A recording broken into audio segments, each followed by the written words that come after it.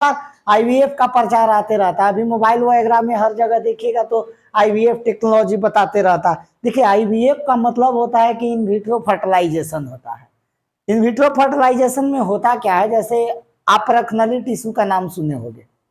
परखनली tissue का इसलिए जरूरत पड़ता है क्योंकि मान लीजिए कि पुरुष है या स्त्री है, खास करके इसमें परखनली टिश्यू में पहला तो कंडीशन ही होता है कि जब स्त्री का जो है, मादा शरीर का जो है फैलोपियन ट्यूब में किसी प्रकार से गड़बड़ी है। जब फैलोपियन ट्यूब में गड़बड़ी है, हो सकता है पतला होगा या ओवम किसी तरह से फैलोपियन ट्यूब तक वहां तक नहीं पहुंच पा रहा है जहां तक कि स्पर्म से ओवम फर्टिलाइज हो सके। तो इसमें होता क्या है कि परखनली में स्पर्म और ओवम दोनों को क्या किया जाता है कि यहाँ पे देख रहे होंगे ये सब के सब जो दिख रहा है यहाँ पे टेल इसमें लगा हुआ है, ये सब स्पर्म है। तो इस स्पर्म और ओवम को किया ये जाता है कि परखनली के अंदर डाल दिया जाता है और परखनली के अंदर डाल करके जब तक कि 16 से 18 सेल वो डिवीजन न कर दे तब तक उसको परखनली के अंदर ही रखा जाता है। और जब वो क्या होता है कि 16 से 18 सेल डिवीजन कर लेता है तो उसके बाद जो है उसको फैलोपियन ट्यूब के मदद से उसको यूटेरस में स्थापित कर दिया जाता है। तो यही होता है आईवीएफ टेक्नोलॉजी। अभी बहुत सारे लोग आईवीएफ टेक्नोलॉजी को क्या कर रहा है, अपना रहा है। यहाँ पे देखिएगा ये तो एक ये शब्द जो आपको ऐसे लोग वीवो पढ़ते हैं इसको, बट देखिए वाकई में ये इन वाइवो है। इन वाइवो का मतलब होता है प्राकृतिक रूप से और इन विट्रो का मतलब होता है कृत्रिम रूप से। तो यही आप यहाँ पे देख रहे होंगे आईवीएफ यानी इन विट्रो फर्टिलाइजेशन, जिसमें कि फैलोपियन ट्यूब में निषेचन नहीं होता है बल्कि डॉक्टरों के द्वारा परखनली में स्पर्म ओवम को मिला करके 16 से 18 सेल डिवीजन करा करके यूटेरस में महिला के स्थापित कर दिया जाता है। इस प्रोसेस को आईवीएफ टेक्नोलॉजी कहते हैं। आपका एक तो ये हो गया। चलिएगा दूसरा का हम आपको बता देते हैं कि भारत में बहुत सारा चीज एक सुनते होंगे सेरोगेसी मदर। तो सेरोगेसी मदर क्या है?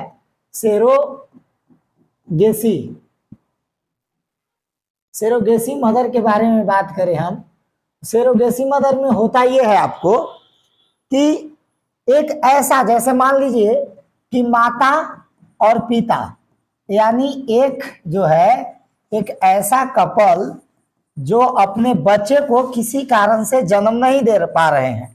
अब मान लीजिए चाहे तो माता में दिक्कत हो सकता है, चाहे तो पिता में दिक्कत हो सकता है। दोनों में से किसी भी एक में अगर ये परेशानी है तो यहाँ पे क्या है कि ये दोनों बच्चे को जन्म दे ही नहीं पाएंगे। तो इस स्थिति में क्या कहा जाता है कि माता और पिता, जैसे माता से ओवम ले लिया गया और पिता से जो है वो स्पर्म ले लिया गया, ये दोनों ओवम और स्पर्म को निकाल करके किसी ऐसे तीसरे महिला के शरीर में, मतलब महिला के यूटेरस में इसका ओवम और स्पर्म को परखनली में फर्टिलाइज करवा करके और एक तीसरा महिला के शरीर में क्या कर दिया जाता है, डाल दिया जाता है। अच्छा, सेरोगेसी का मतलब ही हुआ किराए का कोख, यानी जिनका अपना संतान है वो अपने से जन्म नहीं दे रहे हैं बल्कि अपना स्पर्म ओवम को निकाल करके और उसको टेस्ट ट्यूब में डाल करके फर्टिलाइज करा करके और किसी तीसरे महिला के शरीर में क्या कर दे रहे हैं, स्थापित कर दे रहे हैं। तो इस पद्धति को बोला जाता है, इस पद्धति को बोला जाता है सेरोगेसी मदर, यानी ये जो तीसरी जो महिला हुई वो बच्चा का सेरोगेसी मदर हुई। अब देखिए भारत सरकार इसमें जो है इस पर रोक लगा दिया। रोक लगाने का कारण यह है कि भारत में दिन पर दिन इसका इलीगल व्यापार बढ़ते जा रहा था। अब इलीगल व्यापार कैसे बढ़ रहा था? अब बहुत लोग आप भारत में देख रहे होंगे कि बॉलीवुड के हीरोइन लोग भी अगर ये देखिएगा तो उनको मूवी में काम करना होता है। अब अगर जो प्रेग्नेंट रहेंगी तो उनका शरीर का जो है वो संरचना ही मतलब खराब उनको लगने लगता है। देखिए भारत में पैसा के आगे देखिए बाल बचा भी नहीं है। लोग देखिए हवाबाजी में कह दे अलग बात है ना, लेकिन सच्चाई तो ये है कि पैसा के आगे कुछ है ये नहीं है। तो ये सब क्या करता है कि जैसे प्रियंका चोपड़ा भी काम की थी और भी कई हीरोइन हैं, अपना क्या करते हैं कि स्पर्म ओवम को किसी तीसरे महिला को दे करके यानी सेरोगेसी मदर को ये क्या करते हैं, बनाते हैं। अब समस्या इसमें ये होता है कि मान लीजिए कि किसी तरह से वो महिला अगर जो आपके बच्चे को जन्म देते समय मर गई तो उसका जिम्मेवार कौन होगा? आप लोग दोनों तो सुरक्षित है, वो तो मर गई। तो इससे बहुत हद तक क्या हो जाता था, रिस्क भी हो जाता था। अब एक काम इसमें और है कि बहुत सारे भारत में महिला हैं जिनको पैसा के बहुत ज्यादा दिक्कत होता है और उनका एक उम्र भी हो गया है। तो जब उनका एक एज हो गया है, उस एज के बाद जैसे 40 साल के बाद महिला को बच्चा को जन्म देने में बड़ा क्रिटिकल सिचुएशन होने लगता है। अब 45, 50, 55 साल अगर जो ऐसे उम्र में अगर जो सेरोगेसी मदर किसी को बनवाते हैं तो उसका जान पर भी खतरा है। अब आपको हम एक कहानी और बता दे रहे हैं जापान के एक महिला भारत के गुजरात में आया, महिला पुरुष मतलब एक कपल भारत में आए और भारत के गुजरात में आए और ये किए ये कि यहाँ पे आकर के एक सेरोगेसी मदर को खोजे। अब सेरोगेसी मदर भी भारत में बहुत आसानी से मिल जाता है क्योंकि बीच में मीडिएटर रहता है, बिचौलिया रहता है। उसको आप 2-4 लाख रुपया दीजिए, तुरंत महिला खोज के ला देगी और फिर उसके पेट में आप क्या कर दीजिए, अपना स्पर्म और ओवम को डाल दीजिए और वो 9 महीना तक बच्चा रखेगी, बदला में कुछ पैसा लेगी और आपको दे देगी। लेकिन गुजरात के कहानी ये हुआ कि जैसे ही सेरोगेसी मदर बनाया गया तो कुछ समय के बाद हुआ का कि दोनों में आपस में तलाक हो गया। अब जो कपल आए थे यहाँ पे गुजरात में जापान से, वो दोनों में तलाक हो गया। अब जब दोनों में तलाक हुआ तो पिता गया अपने घर, माता गई अपने घर। अब जो बच्चा जो पल रहा है उसके गर्भ में, अब उसका कौन जिम्मेवार होगा? तो ये बहुत ज्यादा तक परेशानी बढ़ते जा रहा था भारत में। तो भारत सरकार इसको क्या किया कि बैन लगाया। तो ये सब भारत में बहुत ज्यादा इलीगल हो रहा था। बिचौलिया लोग पैसा के चक्कर में, मतलब इसका बिजनेस बिलियन मिलियन डॉलर में चला गया था। और भारत सरकार कहा कि नहीं, अब तबे आपको बनना है जब पहले आपको कोई हॉस्पिटल सर्टिफिकेट देगा, ठीक है, कि पुरुष अथवा स्त्री, मेल अथवा फीमेल, दोनों में से किस में दिक्कत है या दोनों में दिक्कत है कि बच्चे को जन्म नहीं दे सकते हैं, तभी आपको सेरोगेसी का अधिकार है अथवा नहीं है। दूसरी चीज, सेरोगेसी मदर आपको वही बनेगी जो आपको जान पहचान को हो, यानी अनजान महिला को आप सेरोगेसी मदर नहीं बना सकते हैं। तीसरा गाइडलाइंस भारत सरकार के द्वारा यह भी जारी किया गया कि महिला के जो उम्र है वो 25 से 50 साल के बीच का ही होना चाहिए, उसी को सेरोगेसी मदर बना सकते हैं। उससे कम उम्र के भी नहीं बनाना, उससे ज्यादा उम्र का भी नहीं बनाना है। और पुरुष का उम्र जो है वो 26 से लेकर के 55 साल के बीच रहेगा, तभी जाकर के बनाया जा सकता है। तो ये सब भारत सरकार का लाया है कि नियम लाया है, तब से सेरोगेसी के ऊपर थोड़ा सा बैन लगा है। नहीं तो भारत में बहुत ज्यादा ये भी कहा हो गया था, इलीगल काम हो गया था। अब देखिएगा एक चीज हम आपको और बता दे रहे हैं। अभी तक आप भारत में सुने होंगे कि भारत में जो है अभी तक कि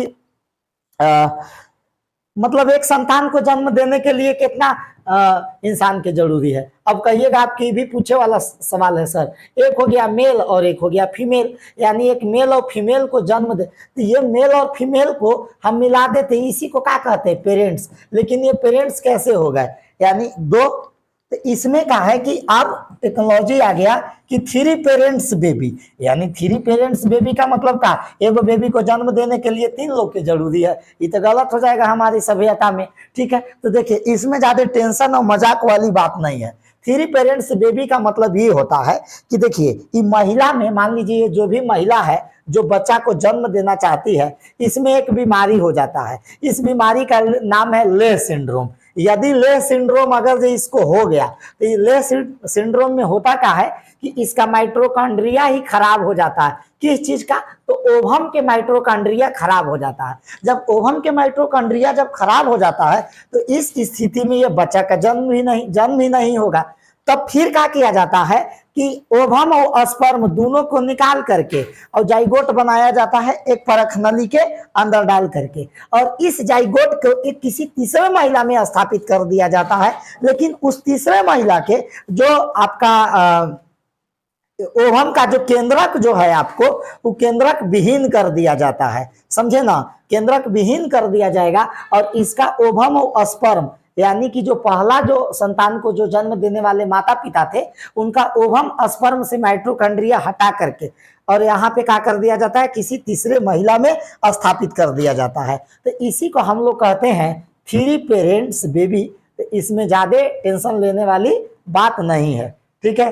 तो आज हम ये बता दिए, अब बाद में आपको हम और भी बताएंगे ठीक है। अभी देखिए थ्री पेरेंट्स बेबी को जो है ना, थ्री पेरेंट्स बेबी को जन्म देने वाला पहला देश मैक्सिको बन गया है।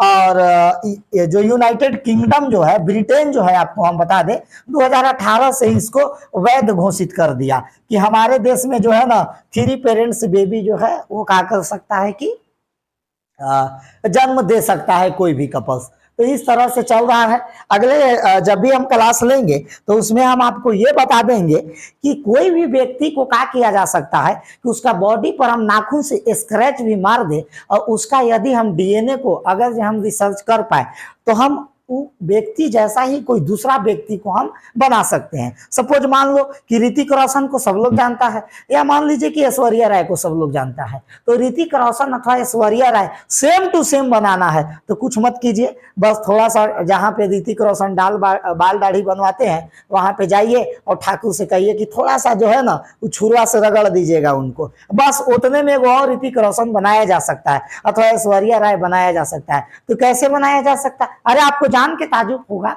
महात्मा गांधी को वहां से एक हड्डी को ला करके और फिर से महात्मा गांधी बनाया जा सकता है। तो ये सब हम अगले क्लास में क्लियर कर देंगे। तब तक के लिए सभी को धन्यवाद।